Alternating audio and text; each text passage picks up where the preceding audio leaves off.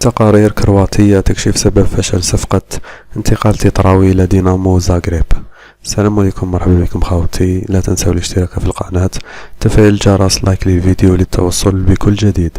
كشفت تقارير إعلامية كرواتية عن مستجدات جديدة بخصوص سبب فشل صفقة انتقال الدولي الجزائري ياسين تيطراوي إلى نادي دينامو زاغريب الكرواتي.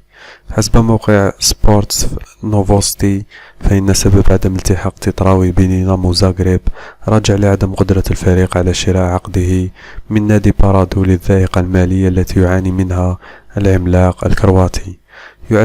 يعد لاعب نادي بارادو ياسين تيطراوي من بين أفضل المواهب الجزائرية في البطولة المحلية.